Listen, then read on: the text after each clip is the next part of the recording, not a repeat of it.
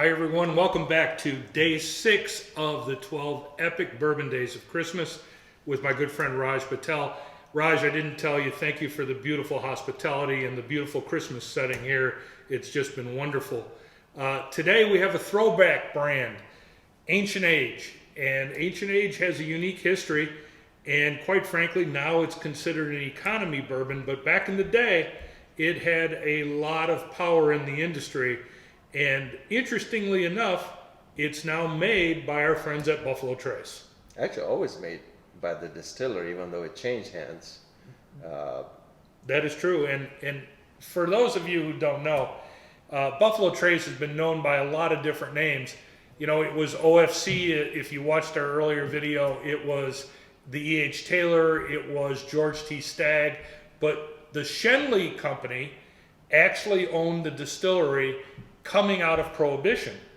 And it was at that time that they did something very interesting. They were part of the big 4 distilleries, or alcohol companies, I should say. And they owned 4 distilleries, one of which was, the George T. Stagg distillery. And they brought in some Canadian stock whiskey. Right out of Prohibition, they had aged stock that they could sell in America. And a lot of the other distilleries had used up all their stock during Prohibition for medicinal purposes. So it's really an interesting story. It kind of gave them a leg up on the marketplace. Right. And I actually have a little surprise for you, but I do have a little Shanley that you could hold and feel and touch. Ladies and gentlemen, if you want to see just about anything, it's like a museum of whiskey.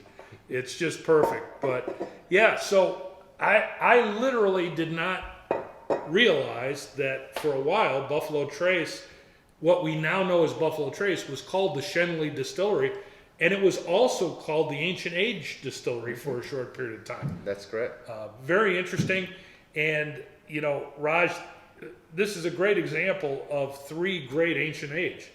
Yeah, and when you look at, there's one 7-year in the middle, there's 2 10-year-olds, but one 10-year is an 80 proof, which is what bourbons used to be back in the day, and then moved over to the 90 proof later.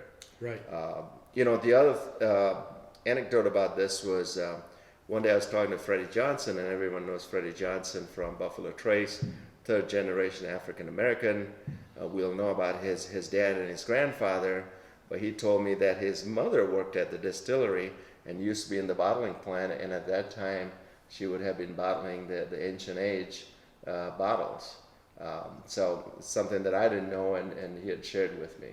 Well, that's fascinating. I had never heard that. And for those of you who have not experienced a tour by Freddie Johnson, he is the one person you want to have a distillery tour from in any distillery. He works at Buffalo Trace. He's a fixture there. And Freddie, I'm hoping to see you in the spring pretty soon. But the other interesting thing here, Raj, is the advertisement on the back of this one. And I think it's really fascinating. It says, if you can find a better bourbon, buy it. And I remember seeing those ads in various magazines. Mm-hmm. So we were debating on which bourbon to open, and we thought, do we open this one, which has a nice ad to it? I was leaning a little bit, I think you were too, on the 10-year.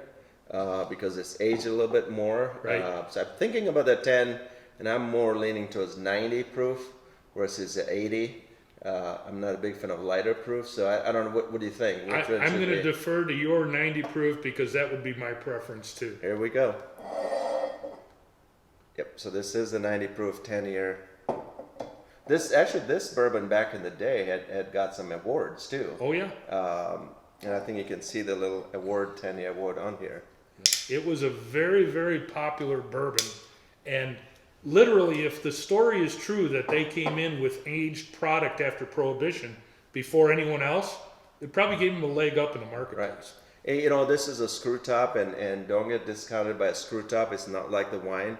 Back in the day when Pappy was a screw top, similar color actually too. Right.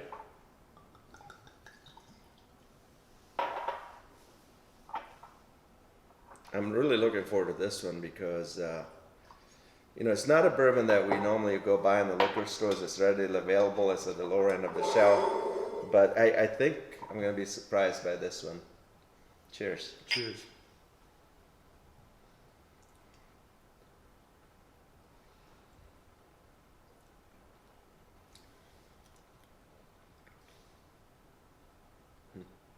It's different.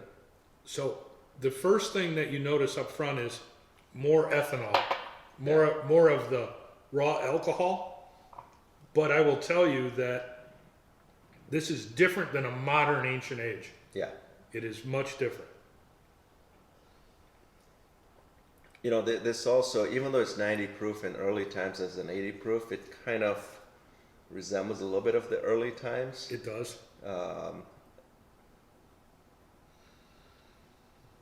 So, if you've been following along, we've tasted some very sophisticated bourbons. This one is not as complex, Right. nor would we expect it to be.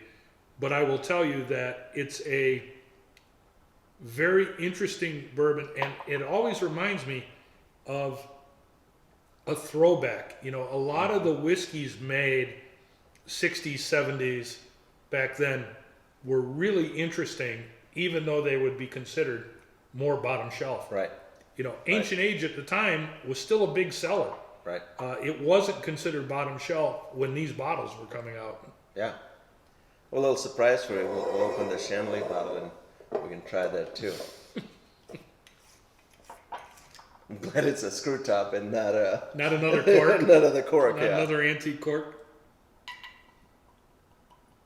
You know, I always wondered the whole Shanley connection because at Buffalo Trace they have a big tin advertisement over there of the Shanley, and I always thought that, you know, never figured out what that connection was. So thanks for talking about that background. You can see this is a dusty. Definitely, this is a clear version of a dusty. It is. The bottle's dusty, and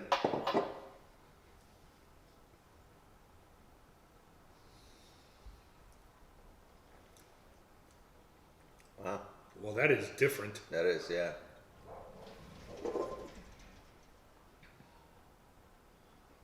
'86 proof, so I think it's one of the few ones I've seen at 86. Normally it's 80 or 90. Right. Still got sweeter notes slightly to it, doesn't it?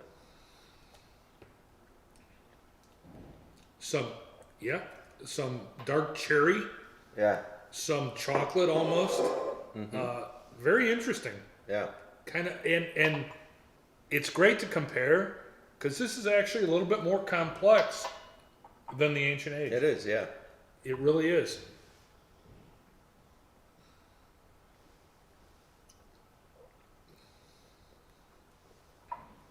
Well, that was really, really interesting.